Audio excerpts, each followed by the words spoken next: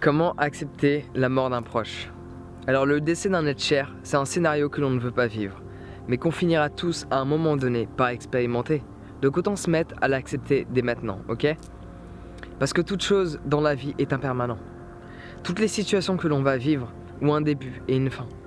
Toutes les sensations que l'on expérimente arrivent en nous et finissent par passer. Et toutes les personnes que l'on rencontre, elles arrivent à un moment bien spécifique de notre vie et finissent par s'en aller.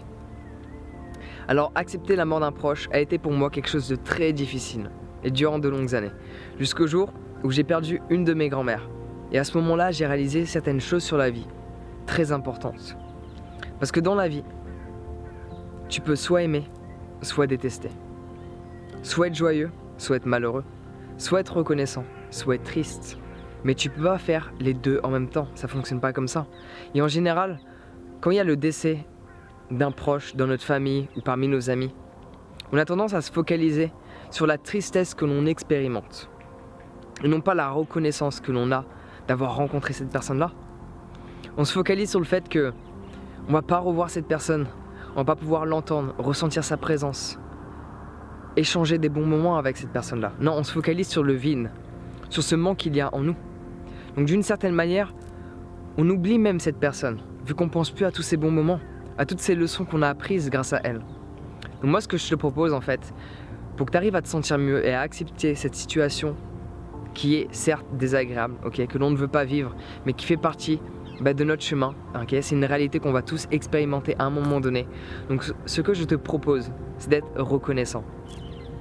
D'être reconnaissant d'avoir eu l'opportunité de rencontrer cette personne-là, alors que d'autres personnes n'ont pas eu la chance.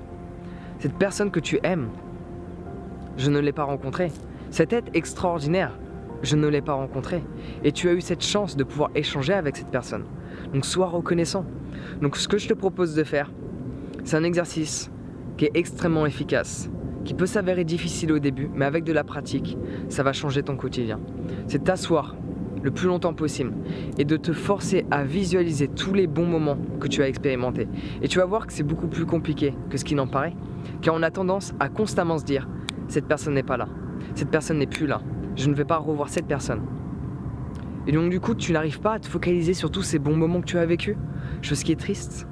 Donc je te propose de t'asseoir 1 heure. Tu visualises tous ces bons moments, mais tu les visualises avec gratitude, avec reconnaissance, avec joie, parce que tu as pu échanger avec cette personne, avec cet être extraordinaire. Parce qu'en étant reconnaissant, tu ne peux pas être triste, c'est pas possible. Parce que face à une situation telle qu'elle, tu as 2 choix, tu as 2 options. Soit tu es triste et tu pleures le fait que cette personne ne sera plus là. Soit tu es reconnaissant et tu célèbres le fait d'avoir eu la chance de pouvoir échanger avec elle. Et je pense que c'est la plus belle chose à faire, vrai? Après, d'un autre point de vue, ok, je ne connais pas cette personne que tu as perdue. Mais si elle t'aimait, je peux t'assurer d'une chose essentielle. Elle n'aimerait pas te voir triste. Elle n'aimerait pas te voir pleurer. Elle aimerait te voir sourire à la vie. Donc commence par être reconnaissant de chaque moment que tu expérimentes. La vie continue, ok? Comporte-toi de la manière que cette personne aimerait que tu te comportes. Je pense que c'est un bel hommage que tu peux lui rendre en te comportant ainsi. Donc là, ce que je partage avec toi, c'est quelque chose qui va être assez difficile à accepter, mais c'est une réalité, donc j'espère que tu vas pouvoir l'accepter également. Quand on pleure, quand on est triste, en rapport avec un décès que l'on a expérimenté dans notre cercle d'amis ou dans notre famille, que l'on a apprécié, on ne pleure pas cette personne-là. Je suis désolé de te l'apprendre, mais quand on pleure, on ne pleure jamais la personne. On pleure l'identification que l'on a ou que l'on avait de cette personne. Je te donne un exemple pour mettre les choses plus claires. Admettons, il y a le voisin que tu ne connais pas, d'un de tes amis qui décède. Est-ce que tu pleures? Est-ce que tu es triste? Non. Alors comment, d'après toi, peux-tu pleurer et être triste par rapport à quelqu'un qui n'expérimente aucune souffrance? On ne peut pas. La seule chose qui nous fait pleurer, c'est ce manque que l'on expérimente en nous. Cet attachement que l'on a créé à travers le pronom que l'on a mis. Ma mère, mon père, ma grand-mère, mon ami. C'est le je, c'est le moi, parce qu'à chaque fois on se dit « je ne vais pas pouvoir revoir cette personne ».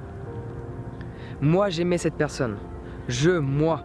cette identification que notre ego a faite. C'est ça qui nous fait pleurer, c'est ça qui nous rend tristes. Donc en gros, pleurer quand il y a un décès, je sais que c'est difficile à accepter ce que je vais dire, mais c'est pas grave, j'ai envie de le dire quand même, c'est égoïste. C'est égoïste parce que tu ne pleures pas la personne, tu pleures le manque que tu as de cette personne. Donc si tu veux lui rendre hommage, sois reconnaissant d'avoir pu rencontrer cette personne-là. Si tu veux lui rendre hommage, regarde ce que cette personne faisait dans sa vie, que tu pourrais faire. Regarde ces traits de sa personnalité que tu peux assimiler dans ton quotidien. Qu'est-ce que cette personne t'a apprise?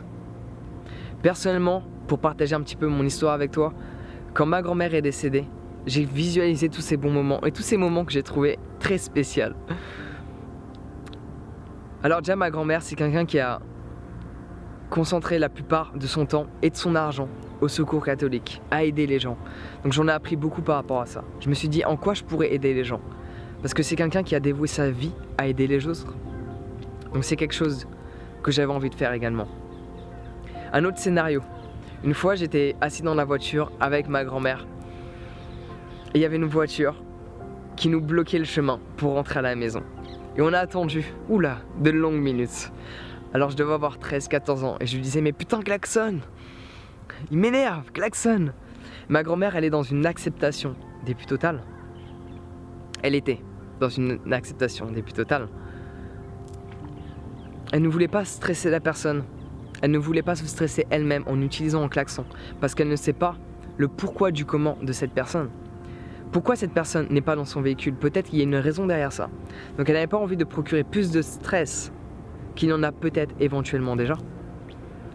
Donc tu vois, c'est ce que j'ai fait.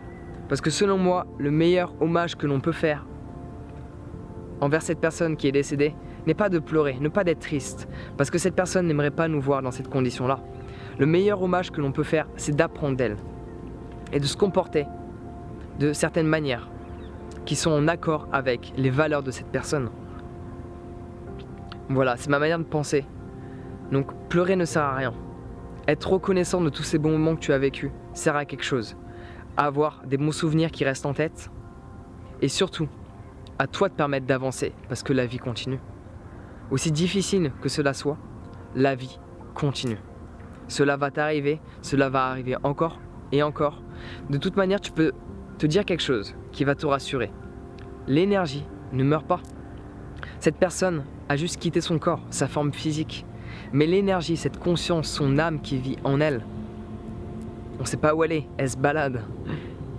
Mais elle n'est pas morte. Einstein l'a précisé, l'énergie ne meurt pas, elle ne peut que se transformer ou se transférer. Donc c'est tout pour aujourd'hui. Sois reconnaissant de toutes choses que tu peux expérimenter. Bonne situation, mauvaise situation. Ok? Prends soin de toi et on se voit bientôt.